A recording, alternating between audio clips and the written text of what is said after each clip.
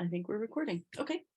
So, so as just some context here, Dr. J and I met not not because she is a sex therapist for my husband and I, although that probably would have been fabulous or still could be. However, Dr. J is starting a community for authors, and I'm starting a community for authors. And so we're both using the same platform, and we met in a community that's learning how to be good community builders. So that's how we met, and we had a conversation, and it was fabulous. And so we decided to talk again. And then in the second conversation that we had, it was very shortly after that little kerfuffle that was, the TikTok that led to the Twitter pour on about sex or size matters in a romance, like this framed as that. And so I was asking her about it, and that led to us having this idea to have this conversation with a broader group of people. So I'm going to mute and pass it over to Dr. J, who can tell you about why she is the person who's going to be talking today. Well, I hope everyone, and I'm just excited to be here. Donna and I had so much fun, and the resonation between the two of us is just really cool. And I feel like there's kindred spirits, and I have a different perspective for you to hear, and I hope I couch it in a way that will make you go, wow, I hadn't thought about this in this way before. So thank you for being here, the group of fabulous and accomplished writers. It's really cool. There is a link in the chat. It is the outline, is the link to get my newsletter. So you can, it's double opt-in. So when you click the email the second time, you get the option to download. It's the outline for what I'm going to be talking about today. So you have resources and you can follow along there if you want to. So I want to start today with a story about language and keywords, which all of us know so well as writers, language and keywords. I have to tell you that I live with an intellectual property attorney. It's a blessing and a curse. We've been together 35 years, married 34, and I've been working on my book, Scenes with Sex, A Writer's Guide to Sexuality, with the tagline, Crafting Holistic Characters for Meaning in Story and Scene. So I'm old school. I use clipboards. So I have my clipboard, I'm in the kitchen, I'm working. I leave my clipboard there and I come upstairs. And the next thing I know, there are heavy footsteps echoing in the stairwell. And I'm thinking, he's coming up to my office? He never comes up to my office. And I turn around, he's holding the clipboard. And I said, what's up? And he taps the clipboard. Is there something I should know, Donna? I look at him and I think, this is the oddest question he ever asked me. I don't think so, not much. It's the same old, I'm doing what I do every single day. I'm like, where is this going? And he says, are you sure? And I was like, now I'm really nervous. Okay, who's talking to me? Is it the husband or is it the attorney? I don't know where we're going with this.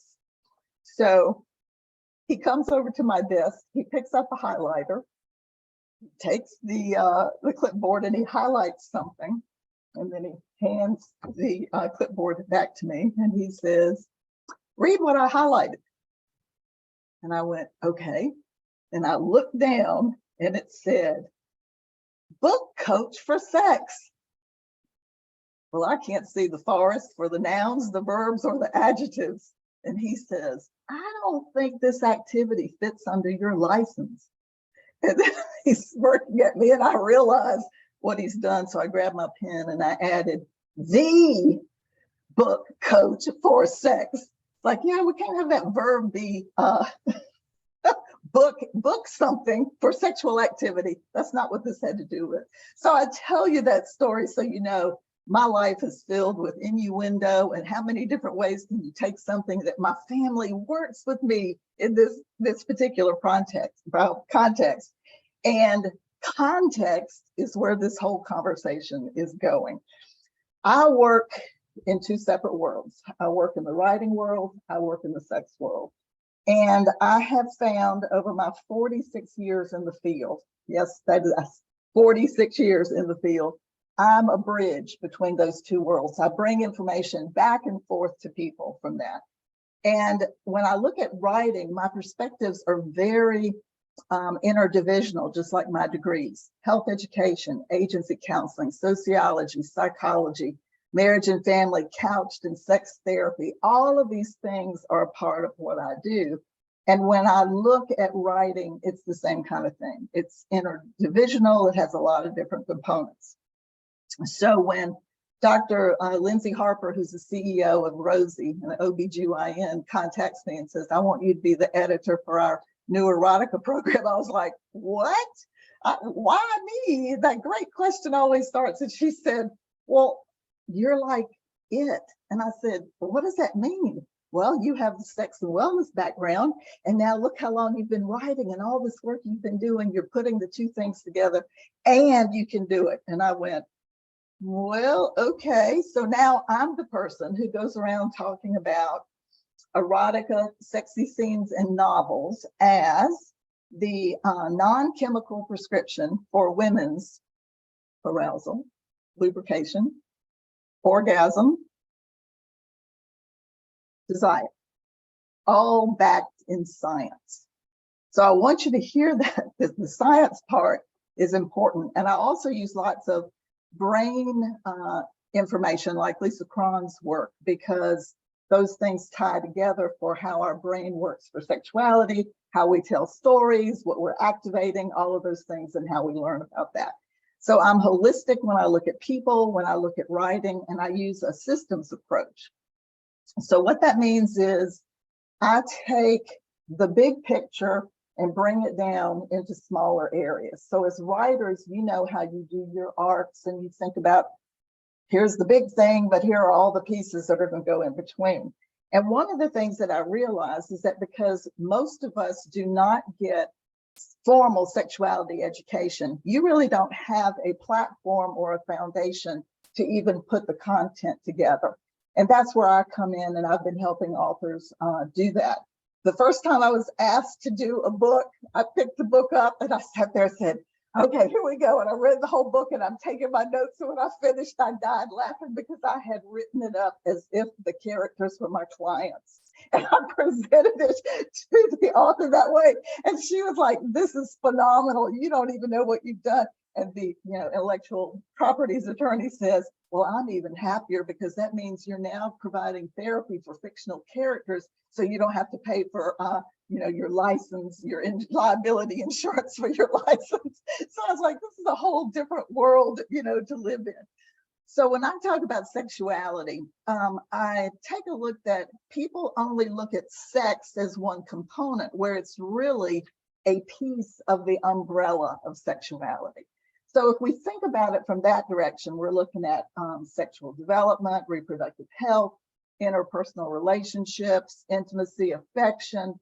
And my latest project, Purple Sex Reflection Deck for Women, it includes non-specific areas of sexuality: self-intimacy, sensuality, fantasy, sexual behaviors, gender, sexual orientation, pleasure, body image, and desire.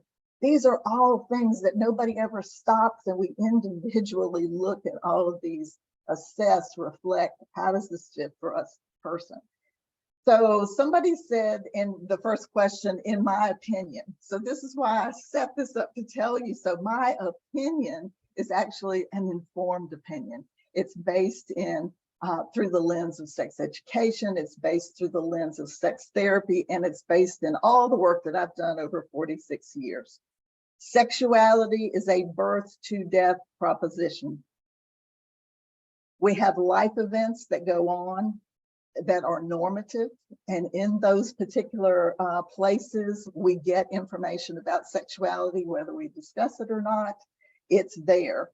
And so what I hope is that you get information today that really resonates with a new perspective and a new mindset that you can use in putting your stories together. So what I did with the questions that were given ahead of time is that I created 3 different areas to explain how I put things together with the content questions that you asked. So the first one is going to be sex content plus language, and that'll be sex and aging and the STI. The second part is fantasy and reality, structural and strategic. So that related to Tessa Bailey's TikTok video. And then the last part is authors get sex educated. So those are the three areas that I'm going to talk about, and hopefully leave some time at the end. So if you have any questions based on what I presented so far, you have a chance to do that. So I would like you to do one favor for me as we get started. If you would be so kind in the chat as to write one answer to this question. I am curious as to why today this topic is of interest to you. You could be anywhere in the world for this hour and you decided today is the day I want to hear this topic, and I'm curious as to why.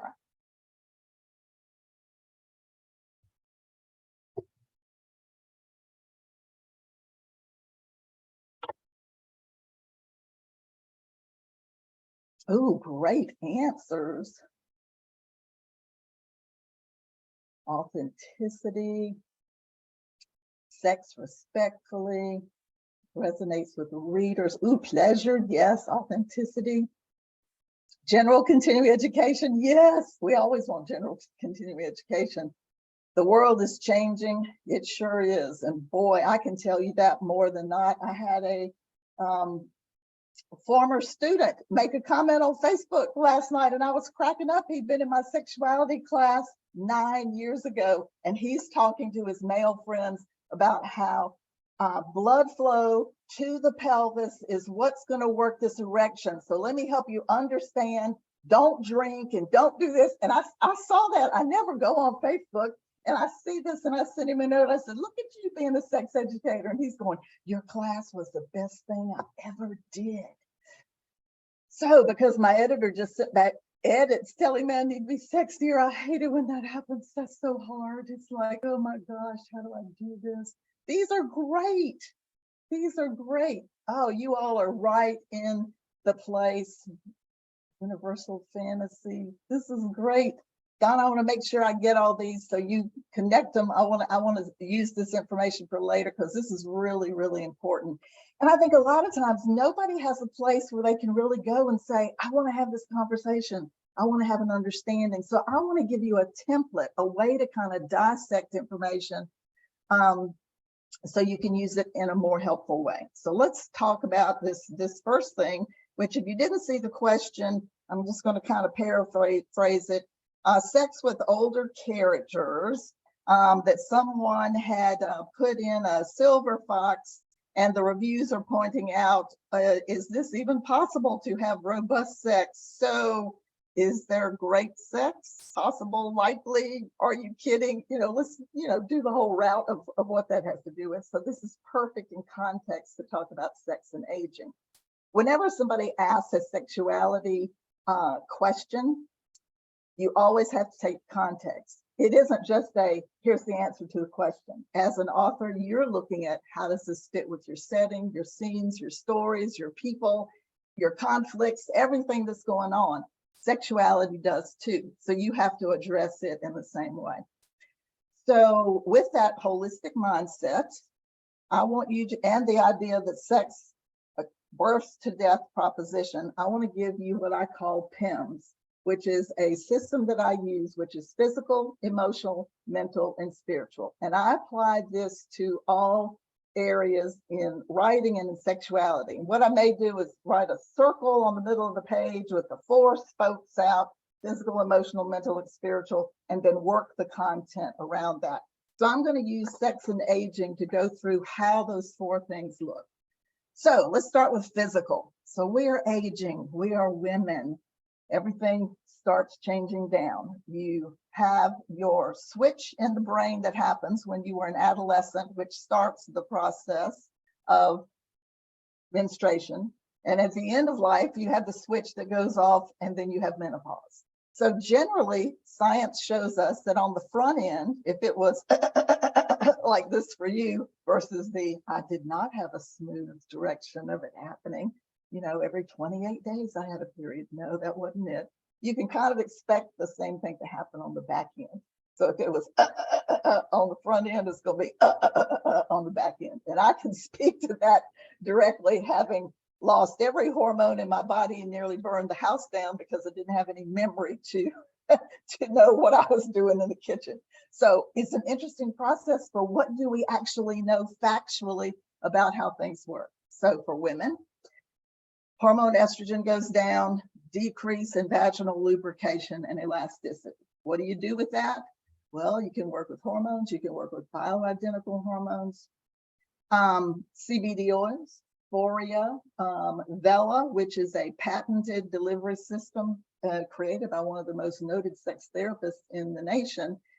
It's a patented how the CBD oil goes into the smooth muscle in the vulva and the clitoris and all of this. So some of this is, do you actually know how the body works? So you have elements of conflict that you'll be able to bring forward in the process.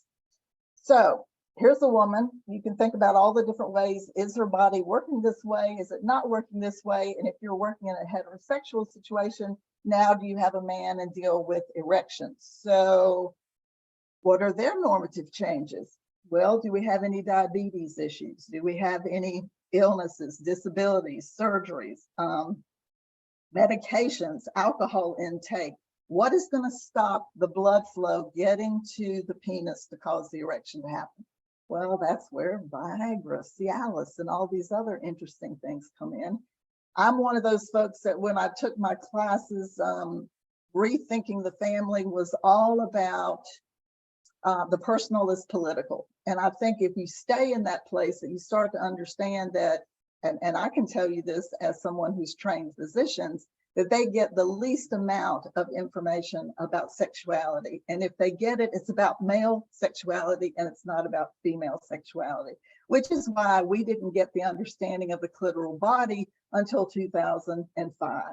So this is a whole interesting thing to think about, how one even describes orgasm if you do or don't know the actual mechanisms in the body for how that would work for men and for women. So if women have lower estrogen, guess what? The same things happens for men. They can have lower testosterone. And one of my mentors used to say, just take a look at the angle of the dangle, because as you get older, things don't stand up the way they used to. So if you were to do an entire continuum of age and the erection was like this at 16, you're going to see it, starting to be a little lesser and a little lesser as aging goes on. In the same way of body parts, look at breasts, whether they're pert and sticking out versus, oh, gravity is affecting us. So over the course of a life, you're looking at how people accommodate for sexuality. And those are the things like, I have back pain, I have knee pain, I can't get in that position anymore. So when somebody says, what about sex with an older man? I mean, where's the reality piece of, wait, I can't even bend that way anymore. You're thinking these processes through within the context of the characters that you're creating. So the way I help people do that is to take this into account with sex history, which is a tool that all sex therapists use, that I've created a worksheet for authors to use to create just in their character Bible. You need to have a dedicated, huge area for sexuality so you can create what the entire sex history is. And I don't mean nasty, awful, horrible things happened. I'm talking about normative information about sexuality, because then you have pieces that you can work with to work those conflicts and the changes that you want to have go on between characters. So that's physical. So emotional, sex and aging. How do I feel when people make judgments about me as an aging person? Do I feel shame? Do I feel guilt? Are my adult children not allowing me to do X, Y, and Z if I'm in a facility? Are they allowing me to be with someone that I want to be for that pleasure and that closeness and that intimacy? These are the emotional things that you want to think about that go on with an individual and with a character. So we look at the mental part. What are the thinking things that are going on in the head? How about horny old broads, dirty old men? If you were to even say those words, you're looking at a judgmental direction of how someone is being seen, and the person takes that in however they do. Now, that's not to say that you don't use that in your story, because those could be interesting things, again, that you juxtapose about somebody who has a totally different vantage point than that one. But we're looking at stereotypes and sexual myths continue to engender sexual problems. And the reality is, and I can tell you this as a college professor, when I ask my students in my human sexuality classes, how did you learn about sex? And if they say, I read a romance novel, I can tell you, I'll sit there and go, oh, that's interesting. They said, yes, it taught me everything I needed to know. Y'all feel pressure now? It is a fascinating thing to think, how did you even know you had that kind of power? And I'm getting the information from these students that you were their teacher. And now you're going to sit there and go, okay, how do I present information? Do I present information that's good and solid and whatever? Am I in that fantasy world? And I'm going to talk about Justin Lehmiller, who, oh, I love it better than watching porn. Justin Lehmiller is one of the coolest sex researchers in the United States today. And he's written a book called Tell Me What You Want. It is a sex research book on what we as men and women fantasize about. And he has 8 topics. Whenever I'm writing a story, I go to his book and I'm taking a look at what we're seeing in the North America world of what's going on between people's ears. So I always, Justin Lehmiller, and it's on the form. It's in the form that you can download. It's down at the bottom. I listed resources for you there. And he's such a nice man. He and I've met together several times. And, you know, when we start to look at these things, we look at what am I bringing forward as a particular idea within my story, and how do I feel about that? I help people separate out you, the author, the person of the author, from the characters.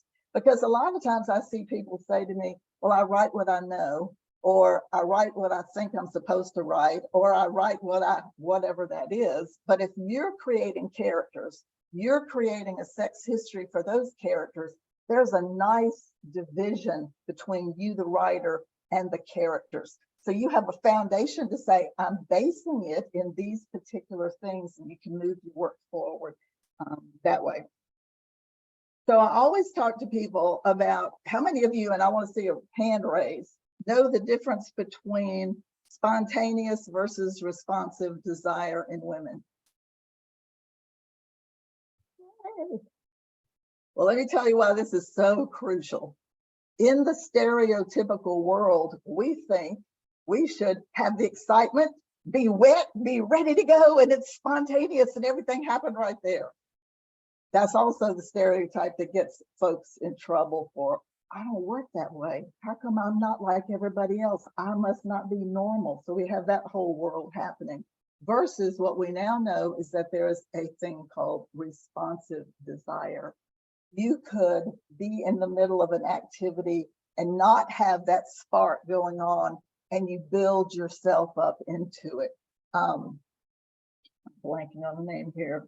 Emily Nagoski wrote the book Come As You Are. So everybody in writing women should have that book in your bookshelf. It's really, really important. So that's physical, emotional, mental, and let's go to spiritual. Spiritual, I want to tell you about a book called Magnificent Sex, Lessons from Extraordinary Lovers. Again, research. This is based in research.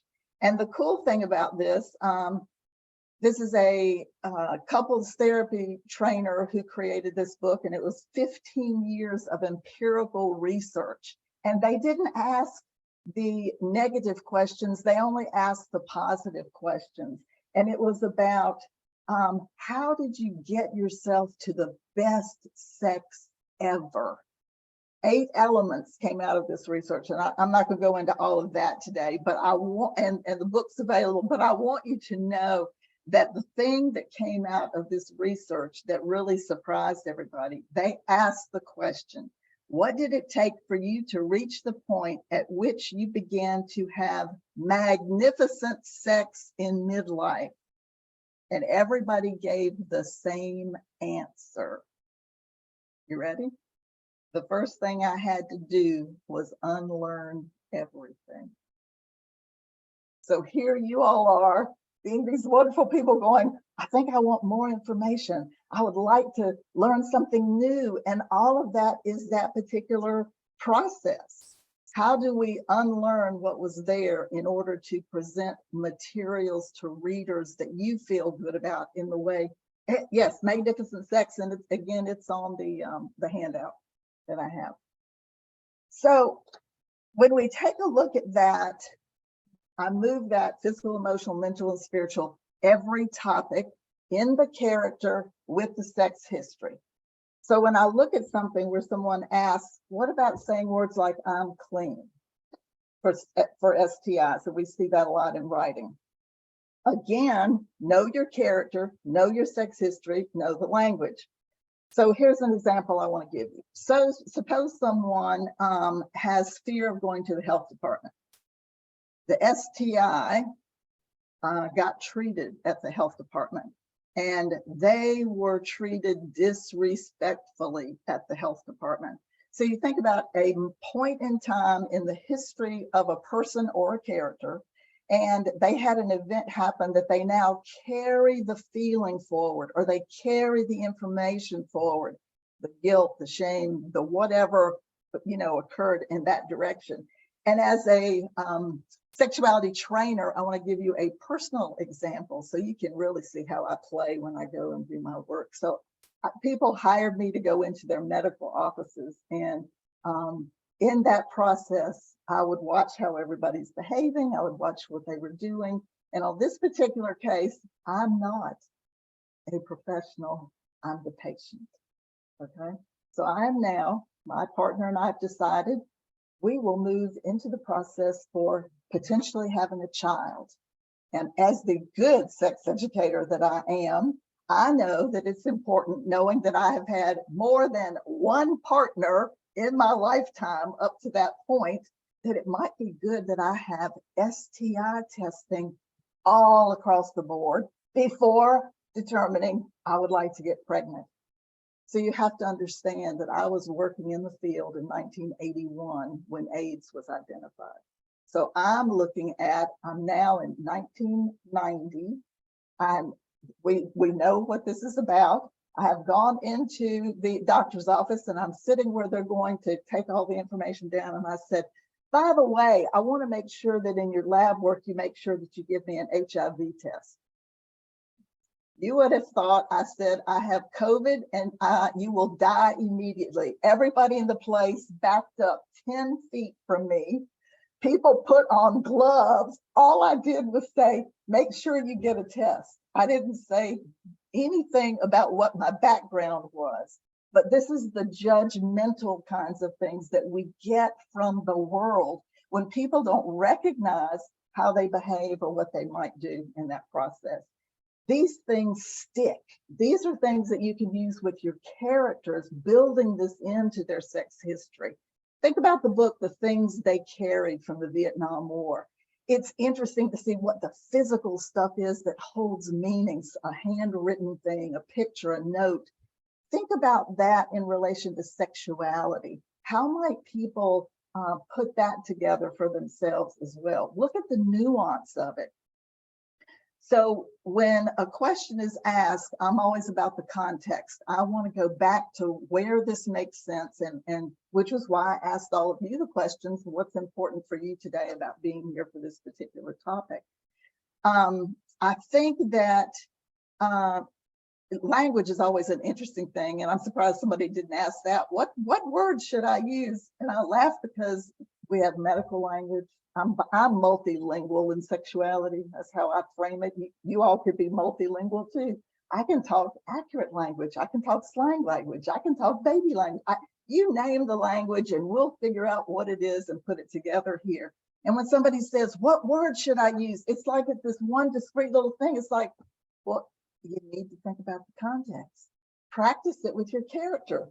What's their background? What's their education? Where did they grow up? What words do they use? How does this fit within the context of the story that you're putting together?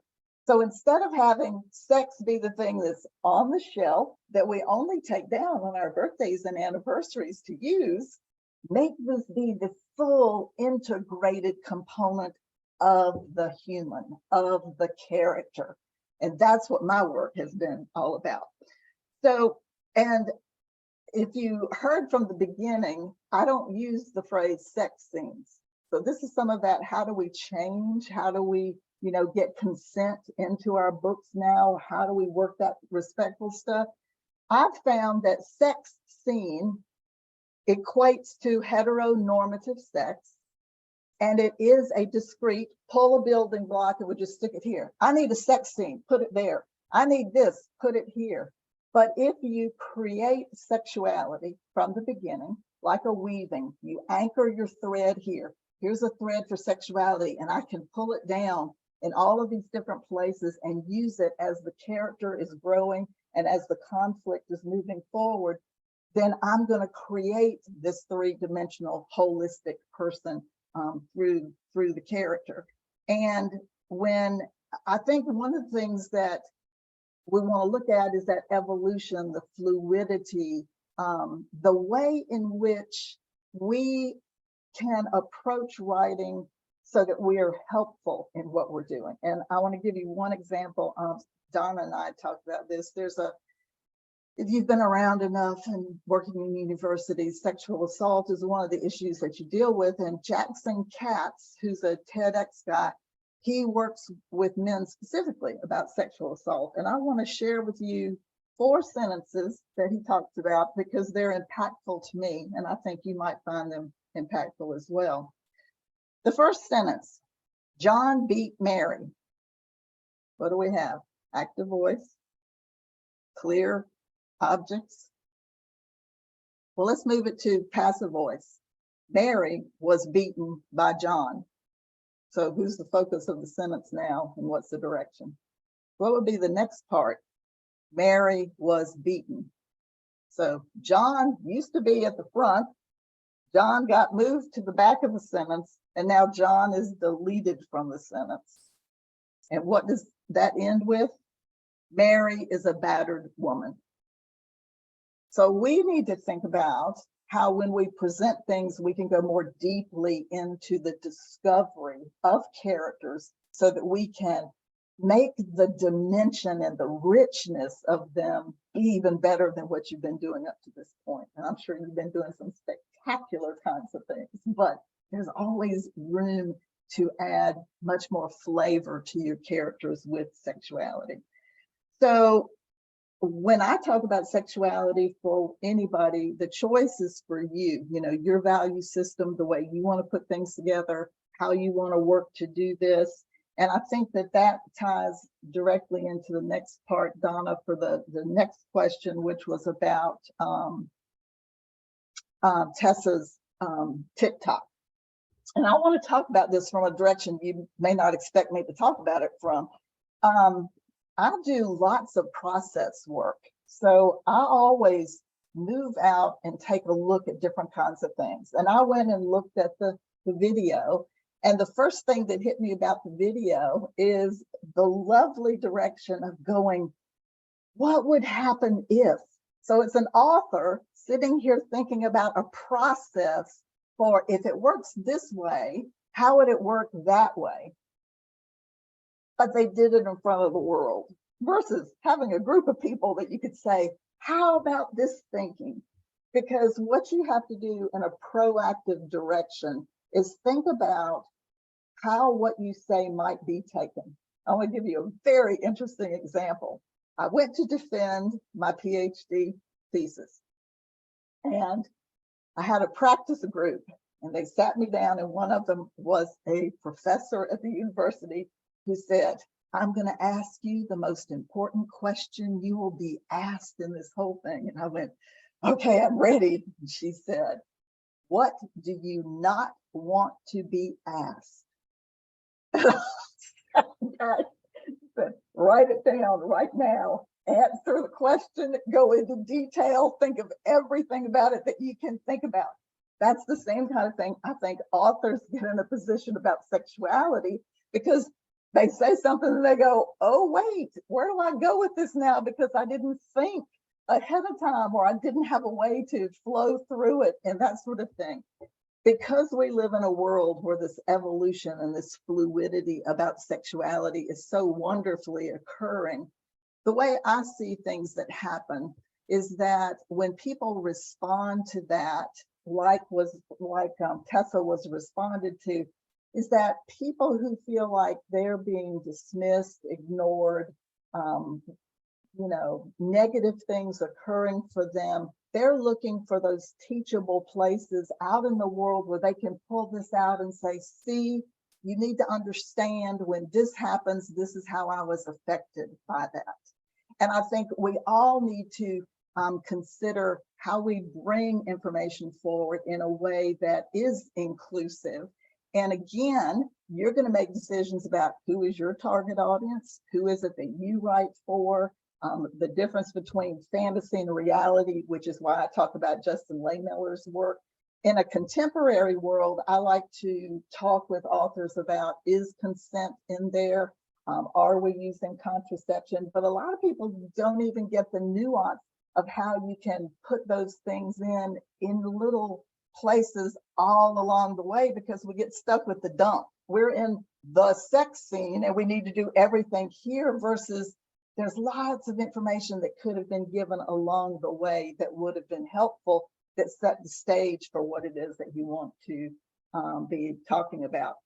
So I had this conversation with another author, and it's interesting because if you think about the phrase construction, everything about what we're doing is a construction. So when someone created book genres, that was a construction. We created, well, this is a nice title, we'll put work under this and we'll talk about it that way. So one of the things that I was thinking about was, how could we create a different genre title for something that relates to sex positive, specific to that? I loved that in the Descent anthology. I want to read one of the things that really struck me that pulls this together for what you as romance writers are working with. Romance has been dissenting from the beginning. Romance is and always has been about granting agency to those who have not traditionally had it. As authors, we provide safe spaces for our readers to indulge in pleasure, desire, kink, as well as healthy spaces to process trauma and pains that characterize our real lives. As an industry, imagine diverse space of love, sex, intimacy, and other forms of connection where our characters are often given the voice and three-dimensionality our readers yearn for in real lives. Romance exists at the cross-section of fantasy and therapy, and our stories give the persecuted in society happy endings, and there's nothing more contrary to a patriarchal society than that. So the question that I asked myself in the middle of reading that is, are we helping you create those safe spaces? Are we helping you create the content that will make someone feel included in that? So the question asked a specific, what would I do about this? So here's an idea that I have come up with. Besides, number one, let's create a new genre title and let's put the good sex positive stuff under this. The idea that you do blog posts, the idea that you do social media, the idea where you put things out for people to see your work, and there it is. There's a concept in teaching called the drip method, and you drip out a little piece of information. So maybe you decide that you want to talk about a specific sexuality topic, or you want to identify, this is me, I've decided I'm going to move forward in this. You'll take this part in little tiny parts and you'll say, I'll do a blog post about this. I might do a graphic about this. So you're bringing information out a little bit at a time so readers see you move in an evolution about what it is that you're doing. If you have glued them to you with your wonderful work and you become the teacher that you didn't know you were, they're going to sit there and go, wow, they're changing their perspective. I wonder if other people do this too. So it really puts you in kind of a teaching direction. For a lot of people, when we look at the topic that Tessa addressed that tapped into people feeling uncomfortable about it, I think that sometimes we sit in ignorance. Sometimes we do sit in transphobia. I mean, some of that is stop and reflecting and thinking about what you really do believe and what you think. But what I've found a lot of times is that a lot of people just need basic education. So at the bottom of the resource list, one of the things that I listed in there are 4 videos from PFLAG. And these were gender, sexual orientation, good allyship, and beyond the binary. And these are some of the best videos to help you get a sense about treatment, discussion, directions, words that you can use, all of this to start thinking about how, if you so choose, to put this type of thing within your story directions. And again, this is working with the whole person, figuring out the character, and deciding, you know, where's the solid ground that you want to sit on so that you can refer back to something and say, I specifically went here, got this information, and took a look at that. So I think in the end, I'll say structure is one thing. Can we create a new genre and call it something wonderfully sex positive in that direction? And then strategic in the way that Dissent used abortion as a topic. You know, we're looking at something specific. How might you decide to do treatments like that within stories that you're telling? And using the idea of sex history. I wanted to give you one example before I hit the last question. If you think about an example, like, my students always laugh when I did this. I take tape and I draw a line in the middle of the classroom, and I would talk over here, and then I'd jump across the line, and then I'd talk over here. But here's the important part. I'm in the Netherlands now. In the Netherlands, this is what I can tell you about sexuality. Now I'm in Alabama. Here's what I can tell you about sexuality. So part of this is understanding construction, and that we really have the opportunity to put things together in a different way. So for a sex history life stage example, we have a high school student who decides to go on an exchange program. And the exchange person is coming to them first from Sweden, okay? And they're in, I'm gonna pick one of my favorite cities. They're in Waynesville, North Carolina. Just so y'all know, I'm from Chapel Hill, so I can talk about the South. So think about the differences of how these two folks could, Karen White's from Chapel Hill. I gotta see who that is. Got stuff. Oh, Karen, you're from Chapel Hill. 86, I'm down by Hillsborough. So in the process, you think about how one person would get sex information in Sweden and how one person would get information in Waynesville, North Carolina, and they have their first sexual activity, whatever that has to do, together. And how different would that be?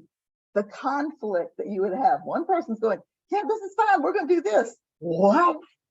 Religion tells me I can't do this, or my daddy would kill me if I did this, or, you know, the whole list. And you have more depth that you can begin to work with for your characters to see what's going on in that direction. So that's why I really want people to work in a sex history direction and then use physical, emotional, mental, and spiritual to tie these things together. So at the end, the last question was, what do you wish romance authors were including in our books in regard to sex and its impact on the characters?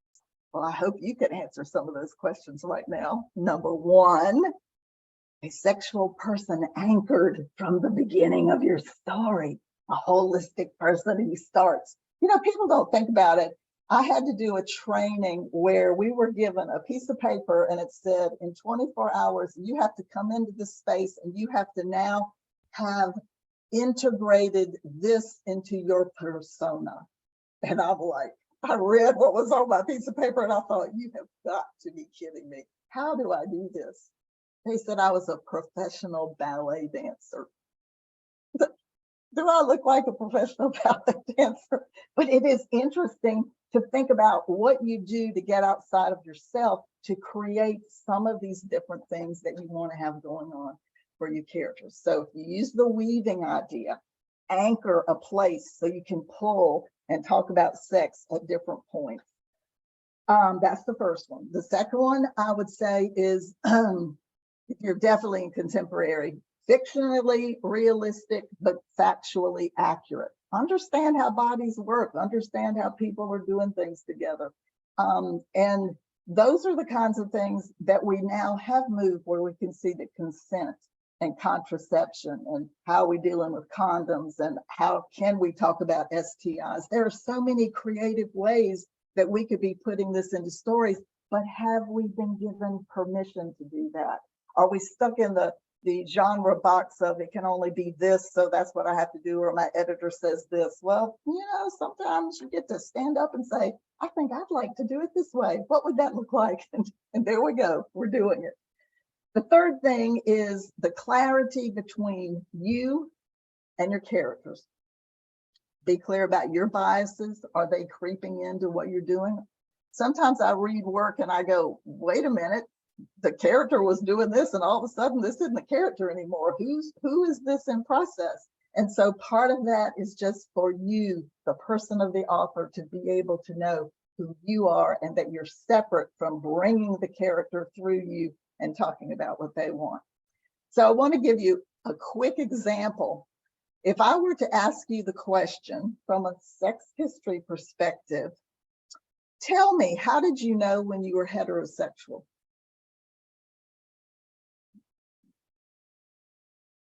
Guess what? People who are not heterosexual ask themselves that question all the time. How did I know I was a homosexual? Well, it happened at this moment, at this time. How did I know that I'm non-binary? It happened at this moment, at this time. But our heterosexual headsets, we have our blinders on and we just keep going. So those are the kinds of ways for you to think about how I can address biases that I might have and bring those forward. And Brian McNaught, who is a diversity trainer, he has done work in the gay community for years. He always talks to me when I'm saying, I got a new story going on, I'm gonna do this male thing. And he says, let me just remind you. And I said, tell me. He says, why does everybody think that gay men all have anal sex?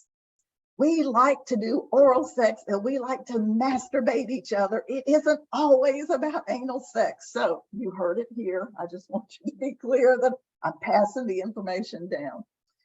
So, and lastly, no, two things. Use sex history. I think that is the most valuable thing that you can do for creating your characters. Fuller, richer, deeper. Yeah, pun was intended. You want to go deeper in that process. And last thing, good resources. So use me well. You now know who I am. I am available, but you need to create a bibliography for yourself. And while I've listed some things for you here, one of the things that I'm doing with the community that I'm putting together is the first part of that community are just basic. Oh my God, yes, if you're not familiar with that, for women, it is a wonderful way to get information on how women orgasm, the way they go about it, and all of this great research that's been done. It's a subscription. You get it for a year, and you just pay for it one time, and you get everything that's there. And then there's like, what's the other name of that? For male sexuality, my dear friend Bernie Zellbergeld, who's no longer with us, and his book is listed on here. There hasn't been another great male sexuality book written since his, so that's a good one to have as part of your how do men's bodies work. The Rosie app that I do editing for, it is a sexual wellness platform for women. They have sex coaching, they have sexual wellness things, they have community where women can talk together about issues and concerns that they have. And I don't know about you, can we get a list of books she's recommending? They're on the things that I've listed are on the handout. And the coolest thing is go to Netflix. So if you have not seen The Principles of Pleasure, check it out. It is a docu-series done by sex researchers and educators, and it is all about how women's bodies work. It is phenomenal.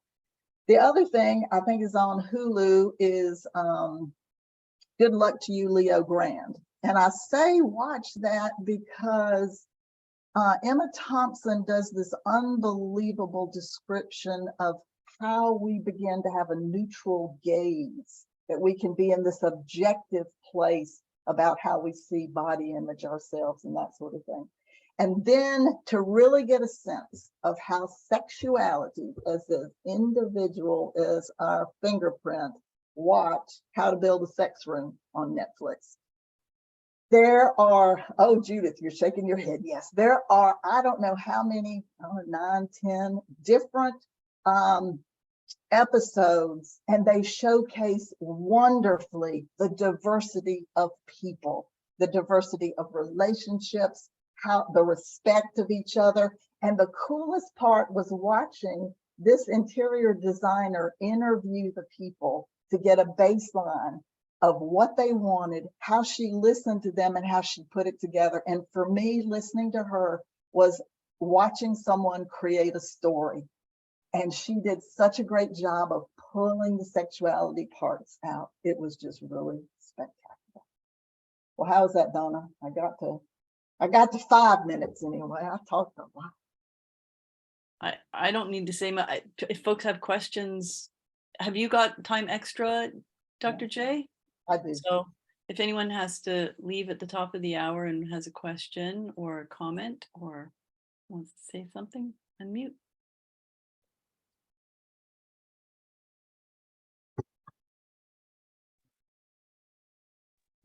When will your book be ready, Dr. J?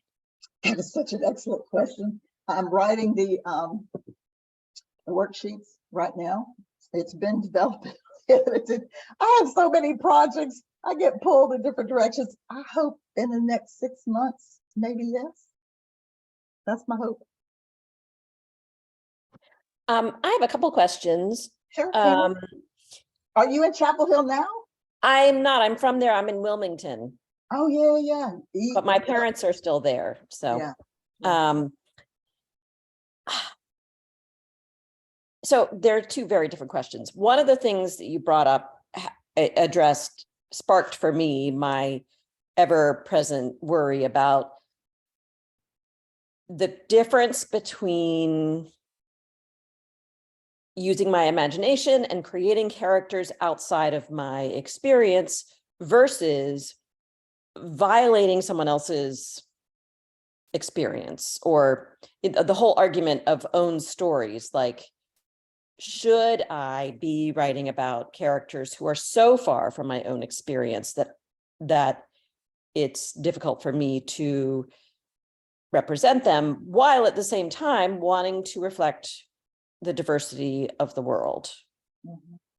I get you. Am I saying that in a Yeah, way that I know exactly what you're saying. And it's funny because in 2015, I took an erotica writing class with Rachel Kramer Bussell, who is the #1 editor for erotica in the States. And she addressed that from the do it, practice it, see what it feels like. How far outside of your comfort zone can you go?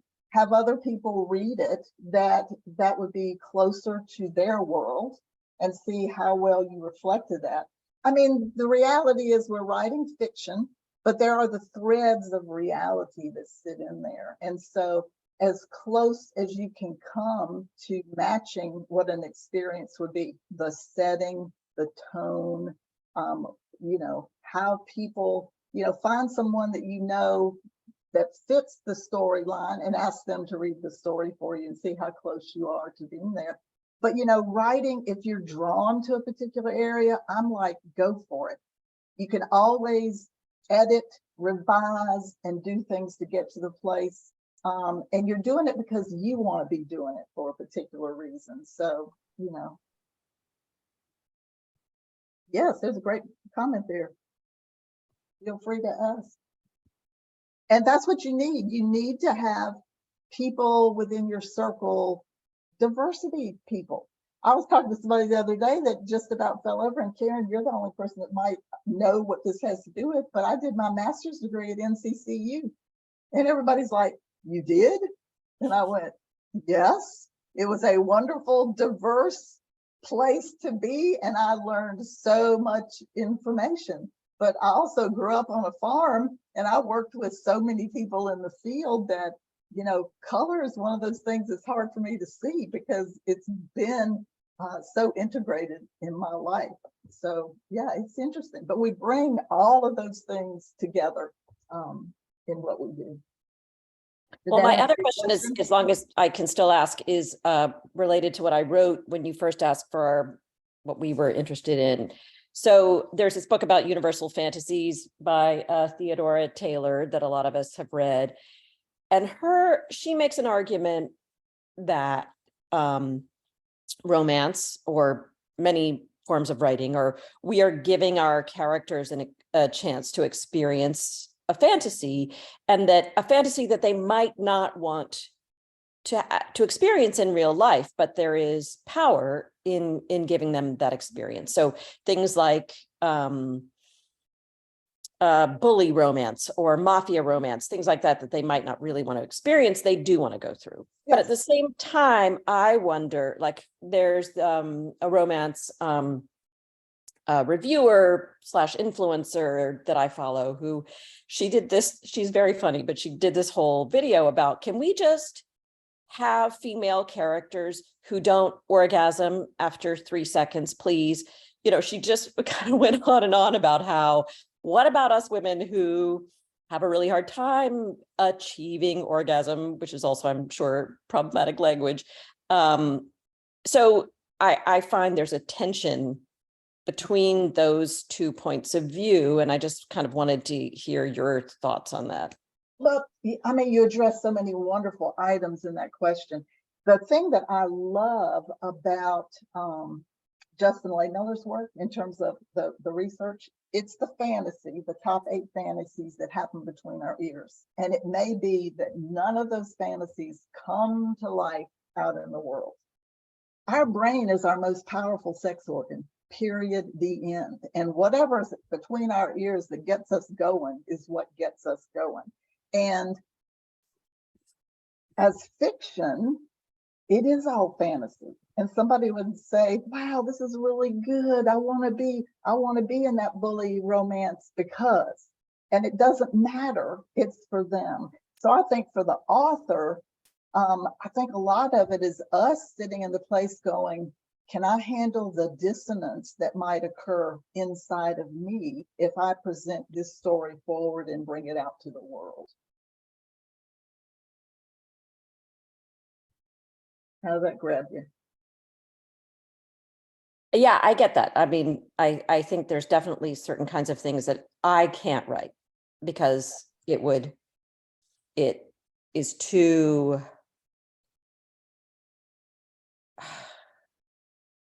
I just don't want to put that out into the world. Yeah.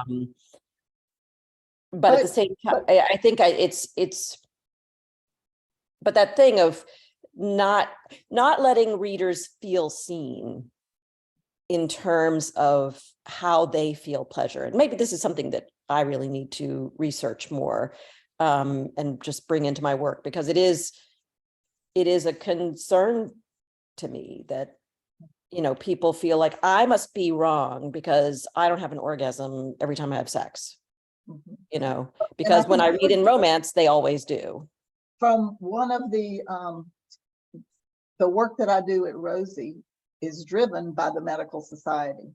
And they say, what we know in research about women and the way they orgasm. I mean, I always talk about sexuality as a journey. One of the things that I think about is looking at how long you can stay in that state of edging and everything. Wouldn't it be cool to have an entire story that's edging, and it's not like It's not like, boom, I need to do this. So we're working a whole different process. But they make sure that when an orgasm happens, that they want to know that clitoral stimulation has occurred, because they know from a research standpoint that women need to have that stimulation in larger quantities. And I forget what the isn't the third second orgasm. I think that trying to understand how many people don't have orgasm, not that we're working that as a, I think as a discrete sex scene that everybody thinks that's what's supposed to happen, where I talk about sexuality as what are you doing in this time together that meets the need that you have at the moment.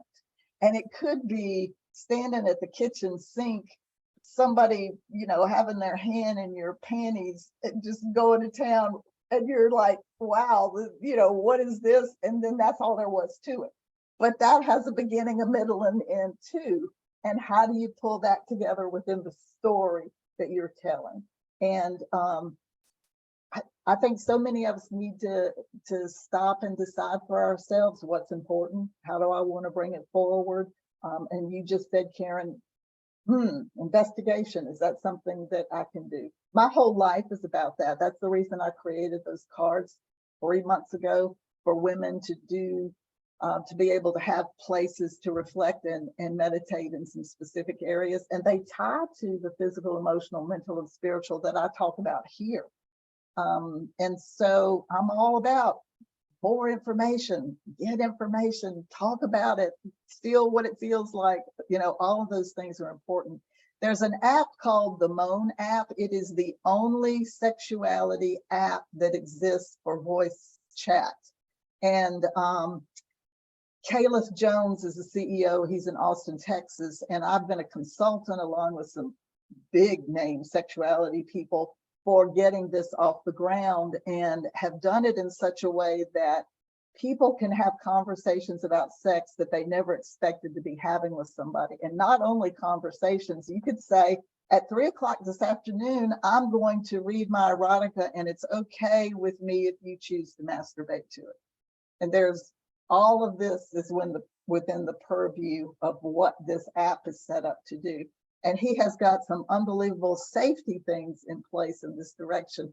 But I'm still seeing people yearning to have a place that is safe for them to have a conversation, be vulnerable, be intimate, say, this is what's going on for me, and have that. And our books are places where people can sit and breathe life into the spaces inside them that they want to experience through the stories that you're telling.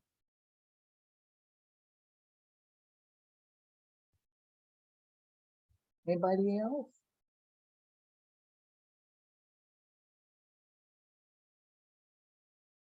Well, y'all been awesome. Thank you to you and Donna for bringing this Well, together. And thank you all for being so enthusiastic about changing our regular Friday to include Dr. J. It was really fabulous. Yeah. And like I said, I'm here for you. So you have all sorts of different ways that you can connect.